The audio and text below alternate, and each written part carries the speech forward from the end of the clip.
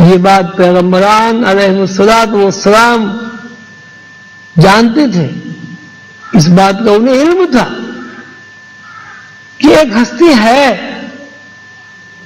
کہ جس نے انسان کو اپنی نیابت اور خلافت عطا کر کے زمین و آسمان کی تمام کنجیاں خزانوں کی عطا کر دی. وہ خزانے کیا ہیں؟ وہ کنجیاں کہاں ہیں؟ وہ علم کیا ہے جس علم کی بنیاد پر انسان پھر ارض خلیفہ بن گیا، زمین میں اللہ تعالیٰ کا نائب اور خلیفہ بن گیا. یہ سوچ بچار کرنے تمام انبیاء علیہ الصلوۃ والسلام گوشہ نشینی اختیار کرتے تھے، پہاڑوں پہ تشریف لے جاتے تھے، اور انتہا یہ ہے کہ جس ذات اقدس کے لیے ساری کائنات اللہ نے بنائی، اس ذات اقدس نے بھی اللہ کی نشانیوں پر غور و فکر کیا.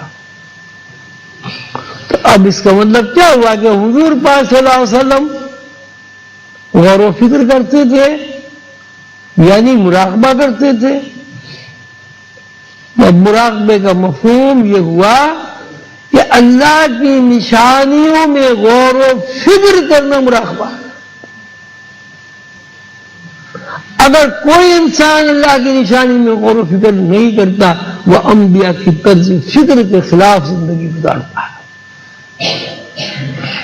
نماز پڑھنا، روزے رکھنا، حج کرنا، یہ کس کے لیے آپ کرتے ہیں؟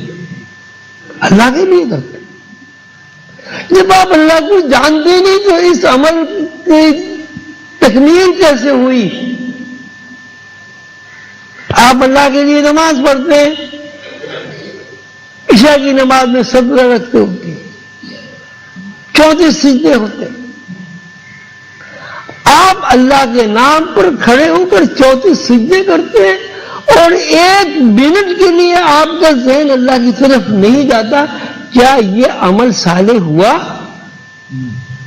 کیا آپ نے اس عمل کی تکمیل کر دی جو سیدنا حضور صلی اللہ علیہ وسلم نے آپ کو اس لیے عطا کیا کہ اگر آپ نے عمل صحیح کر لیا تو آپ اللہ رسیدہ ہو جائیں گے، آپ اللہ کو جان لیں گے، آپ اللہ کے دوست بن جائیں گے. اللہ تو آپ کی سنتا ہی ہے، آپ بھی اللہ کی سننے لگے. تو مراقبے کا مطلب ہے غور و فکر کرنا. آپ اگر کسی سائنسی ایجادات کو سامنے رکھ کر کسی چیز کو ایجاد کرتے ہیں، وہ چیز کیا اس وقت تک ایجاد ہو سکتی ہے جب تک آپ اس میں غور و فکر نہ کریں؟ تو جتنی سائنسی ایجادات ہیں یہ سب غور و فکر کا نتیجہ تو ہیں. جب تک مسلمان غور و فکر کرتے رہے، مسلمان سائنٹسٹ بنے رہے. اور جب مسلمانوں نے غور و فکر کرنا چھوڑ دیا، یعنی مراقبہ کرنا چھوڑ دیا، مسلمان محروم ہو گئے. جن غیر مسلموں نے مراقبہ کرنا شروع کیا، غور و فکر کرنا شروع کیا، ان کو اللہ تعالیٰ نے عروج عطا کر دیا. تو مراقبہ سے مراد یہ ہے کہ آپ اللہ کی کھوج میں، اللہ کی تلاش میں اپنے ذہن کو ایک نقطے پر مرکوز کر کے یہ سوچیں کہ اللہ کیا ہے. اور یہ آپ جب سوچیں گے جب آپ اللہ کی نعمتوں کو یاد کر کے ان کا شکر ادا کریں گے اور ان نعمتوں کے بارے میں سوچ بچار کریں گے. تخلیق کرنے والا اللہ اپنی مخلوق سے پہچانا جاتا ہے. تو اللہ کو آپ کیسے پہچانیں گے؟ مخلوق کو سامنے رکھ کر ہی تو پہچانیں گے کہ ایک مخلوق ہے، 10 مخلوق ہے، 1 لاکھ مخلوق ہے، 1 کروڑ مخلوق ہے، اور ایک خالق ہے اللہ. تو اس مخلوق میں آپ بھی ایک مخلوق ہے. اب انسان جب سوچ وچار کرے اپنے ہی بارے میں، آپ سوچیں ایک آپ کا جسم ہے، ایک آپ کی روح ہے. جب تک کہ جسم اور روح دونوں ساتھ ساتھ نہ رہیں آپ حرکت کر سکتے. اگر آپ کے جسم سے آپ کی روح رشتہ منقطع کر لے تو آپ پانی پی سکتے. اگر آپ کی روح آپ سے جدا ہو جائے آپ شادی کر سکتے ہیں. تو اب یہ کی ایک فکر ہے، ایک فکر یہ کہ انسان کا جو جسمانی وجود ہے وہ تابع ہے روح ہے، انسان کا جو مادی وجود ہے وہ انڈیپینڈنٹ نہیں ہے. اگر روح ہوگی تو مادی وجود حرکت کرے گا، اگر روح نہیں ہوگی تو مادی وجود حرکت نہیں کرے گا، بلکہ وہ ڈیڈ باڈی ہو جائے گا، لاش ہو جائے گا. جس مادی وجود کے ساتھ روح نہیں ہوتی وہ مادی وجود قبر کے اندر ڈال کے مٹی سے ڈھانپ دیا جاتا ہے، اور جب تک مادی وجود کو سنبھالنے والی روح ساتھ رہتی ہے اس آدمی کو آپ زندہ بھی کہتے ہیں، اس آدمی کو آپ ڈاکٹر بھی کہتے ہیں، اس آدمی کو آپ انجینئر بھی کہتے ہیں، اس آدمی کو آپ سب کچھ کہتے ہیں. تو یہ مراقبہ جو ہے یہ کوئی ایسی بات نہیں ہے کہ جس کے بارے میں یہ سوچا جائے کہ صاحب یہ نئی چیز کہاں سے آ گئی. اب تو خیر اللہ کا بڑا کرم ہے، اتنے سالوں کے بعد لوگ سن کے آدمی ہو گیا اور انہوں نے قبول کر لیا، ورنہ تو ایسے ایسے میرے پاس خط آتے تھے کہ صاحب یہ اسلام میں پیوند کاری ہو گئی، مراقبہ کہاں سے آ گیا، اور آپ کو کیوں نہ ختم کر دیا جائے اور کیوں نہ یہ کر دیا جائے، اور ایسی ایسی مغلظات گالیاں الہی توبہ الہی توبہ الہی، کہ صاحب اسلام میں مراقبہ کہاں ہے. بھائی حضور پاک صلی اللہ علیہ وسلم نے غاری حرا میں مراقبہ کیا، تو کہنے کے صاحب وہ مراقبہ تو اسلام سے پہلے کا تھا. ہمارے ذمہ تو یہ ہے کہ ہم نمازیں پڑھیں، روزے رکھیں، حج کریں، زکوٰۃ دیں. بھائی سوال یہ ہے کہ حج، روزہ، زکوٰۃ یہ تو قرآن کا حکم ہے، اس کو کون منع کر رہا ہے؟ اور اگر کوئی منع کرے گا تو وہ اسلام سے خارج کیوں نہیں ہو جائے گا؟ اب ہم جو نماز پڑھ رہے ہیں اس نماز میں ہمیں حضور قلب کیوں نہیں نصیب ہوتا؟ اس نماز میں ہمارا ذہن دنیا میں کیوں بھاگتا دوڑتا رہتا؟ وہ کہنے کے سب وہ دنیا کا نظام تو ایسا ہے کہ ہر وقت کچھ نہ کچھ خیالات تو آتے رہتے ہیں. اچھا بھائی ٹھیک ہے، اب آپ کسی کمپنی میں ملازم ہیں، اکاؤنٹنٹ ہیں، انجینئر ہیں، یا آپ کے ذمہ کوئی لکھنے پڑھنے کا کام ہے. اب آپ کے ذہن میں اسی طرح وہاں خیال آئیں جس طرح نماز میں آتے ہیں، وہ آپ کو کتنے دن ملازم رکھیں گے؟ لیکن نماز میں آپ کو خیالات آتے ہیں، اسی طرح کے خیالات اگر آپ کو ڈیوٹی پہ جانے کے بعد آئیں تو اسی بغیر آپ کی ملازمت ختم ہو جائے گی. تو اب آپ یہ کیسے کہہ سکتے ہیں کہ انسان کو یکساں ہونے کی پریکٹس نہیں ہے؟ جب پیٹ کا معاملہ آتا ہے تو انسان یکساں ہو جاتا ہے، اور جب اللہ کا معاملہ آتا ہے وہ کہہ رہے ہیں وہ تو خیالات تو آتے ہی ہیں. بھائی کیوں آتے ہیں؟ اس لیے خیالات آتے ہیں کہ اللہ کی ربوبیت پر آپ کو دلی یقین نہیں ہے. ملازمت میں وہ جو آپ کا باس ہے یا جو آپ کا مالک ہے کارخانے کا، اس کے اوپر آپ کو یقین ہے کہ اگر ہم نے یکسوئی کے ساتھ کام کیا تو تنخواہ ملے گی، اور یکسوئی کے ساتھ کام نہیں کیا تو تنخواہ نہیں ملے گی، اور ہمیں ملازمت سے نکال دیا جائے گا. جبکہ غور و فکر اور مراقبے کے نتیجے میں یہ بات سامنے آتی ہے کہ اللہ تعالیٰ کے بغیر کوئی انسان، کوئی روح زندہ ہی نہیں رہ سکتا. بتائیے اللہ تعالیٰ ہوا بند کر دیں، اللہ تعالیٰ آکسیجن ختم کر دیں، اللہ تعالیٰ زمین کو منع کر دیں بھائی کھیتی نہیں اگانے کی ضرورت ہے، کوئی پھل بھی پیدا کرنے کی ضرورت ہے. اللہ تعالیٰ سورج کو منع کر دیں کہ بھائی خبردار اس نے دھوپ نکالی. جتنی چیزیں آپ کو میسر ہیں آپ دوسرے لوگوں کو پیسے دے کے خریدتے ہیں، لیکن اللہ تعالیٰ کو کوئی ایک پیسہ نہیں بھیجتا. ہر چیز آپ مفت کھا رہے ہیں،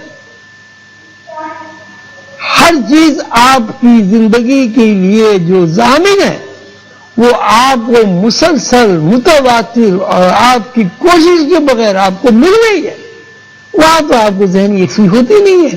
اور جب سیٹھ کا معاملہ آتا ہے وہاں آپ کو ذہنی یکسوئی ہو جاتی ہے. کیا اس کا یہ مطلب نہیں ہے کہ آپ کا یقین سیٹھ کے اوپر زیادہ ہے، اللہ کے اوپر اس کا یقین نہیں ہے؟ آپ کہیں پھنس جائیں، آپ کو کوئی تکلیف ہو، پھر دیکھیں کیسا اللہ کے ساتھ آپ کا ذہن یکسو ہوتا ہے. عبادت میں بھی آپ کا دل لگے گا، دعا میں بھی آپ کا دل لگے گا. کبھی آپ سجدے میں پڑھ کے دعا مانگ رہے ہیں، کبھی کھڑے ہو کے دعا مانگ رہے ہیں، کبھی ٹہل رہے ہیں اور کوئی نام پڑھ رہے ہیں، کوئی اسم کا ذکر کر رہے ہیں، کوئی آیت پڑھ رہے ہیں. مجال ہے جو ذرا سے بھی آپ کا ذہن ادھر سے ادھر ہو جائے، اور جیسے ہی اللہ تعالیٰ نے رحم کیا آپ کا کام ہوا، پھر آپ کا ذہن کہتی نہیں، وہ تو یکسو ہوتا ہی نہیں. تو یہ نہیں کہا جا سکتا کہ دنیا میں رہتے ہوئے ذہنی یکسوئی حاصل نہیں ہوتی. اس کی پریکٹس نہیں، پریکٹس ہے، ملازمت میں پریکٹس ہے، پڑھنے لکھنے میں. ایک آپ امتحان دے رہے ہیں، امتحان آپ دے رہے ہیں، نماز کی طرح وہاں آپ کو ذہنی انتشار ہو، کیا کبھی آپ زندگی بھر پاس ہو سکتے ہیں؟ تو کیوں ذہنی یکسوئی ہو جاتی وہی امتحان کام ہے کہ آپ کو پتا ہے کہ اگر ذہنی یکسوئی کے ساتھ پرچے حل نہیں کیے تو منتہد نے ہمیں فیل کر دینا، اور جب ہم فیل ہو جائیں گے تو ہمیں ڈگری نہیں ملے گی، اور جب ہمیں ڈگری نہیں ملے گی تو ہمیں ملازمت نہیں ملے گی، اور جب ہمیں ملازمت نہیں ملے گی تو ہمارا پیٹ نہیں بھرے گا. کیا بکواس ہے!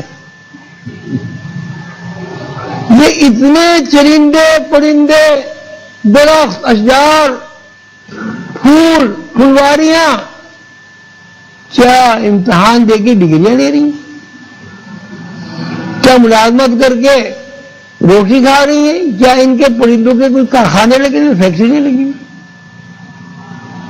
بات یہ نہیں ہے، بات سیدھی اور سچی ہے کہ انسان کے دماغ میں اللہ کا جو یقین ہے وہ نامکمل ہے.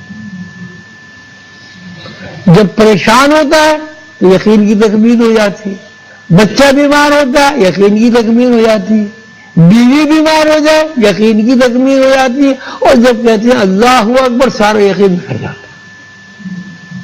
یہ مذاق ہے.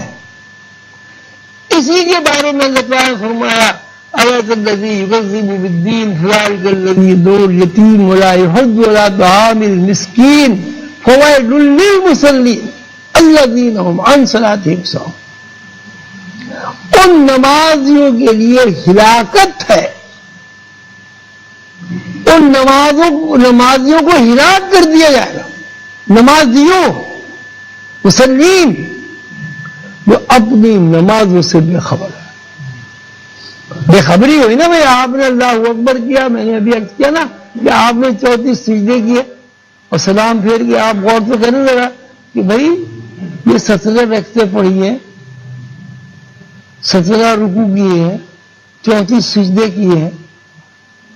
ہر سجدے میں اگر 3 دفعے بھی سبحان ربی الاعلیٰ کہا تو 100 سے زیادہ ہم نے اللہ کا نام لیا. کیا ایک دفعے بھی ہمارا ذہن اس طرف گیا کہ ہم جو سبحان ربی الاعلیٰ کہہ رہے ہیں یہ اللہ نے سن لیا؟ کیا کبھی اس طرح ہمارا ذہن گیا کہ سبحان ربی الاعلیٰ میں اتنی دفعے کہا، اللہ نے ایک دفعے بھی یہ لبیک نہیں کہا؟ حضور قدمت بابا نے مجھے قصہ سنایا کہ خواجہ نظام الدین اولیاء دلی میں ایک صاحب تشریف لائے، عصر کی نماز کا وقت تھا. انہوں نے لکڑیوں کا گٹھڑ اٹھا کے ایک طرف رکھا اور جماعت میں جب شریک ہوئے حضرت خواجہ نظام الدین اولیاء رحمۃ اللہ علیہ نے ان سے درخواست کی کہ آپ امامت کریں. انہوں نے کہا کہ نہیں حضرت آج آپ کی نیچے نماز پڑھیں. وہ کھڑے ہو گئے نماز پڑھ. وہ جب 4 رکعتیں پوری ہوئی تو مغرب کا وقت بھی ختم ہو چکا تھا، عشاء کا وقت بھی ختم ہو چکا۔ وہ اگر رکوع میں ہے تو رکوع میں یہ سبحان ربی عظیم ہی کہہ رہے ہیں، سمی اللہ لمن حمیدہ، آپ تو اسی میں کھڑے ہوئے۔ خیر وہ نماز پڑھائی، انہوں نے لکڑی کا گٹھر اٹھایا اور چلے گئے۔ تو خواجہ نظام الدین اولیاء رحمۃ اللہ علیہ کے دوستوں نے کہا کہ حضرت یہ کیسی نماز ہوئی کہ مغرب کی نماز بھی گئی، عشاء کی نماز بھی گئی، اور کھڑے کھڑے پیر ویسے ہی سوج گئے۔ تو انہوں نے فرمایا کہ بھائی زندگی میں ہم نے ایسی نماز پڑھی نہیں اور کسی نے بھی نہیں پڑھی، یہ بندہ ہمارے طرح نماز نہیں پڑھتا۔ یہ تو جب یہ کہتا ہے سبحان ربی العظیم، جب تک وہاں سے لبیک کے الفاظ آواز نہیں آتی اللہ سے، دوسرے دفعہ سبحان ربی العظیم نہیں کرتا۔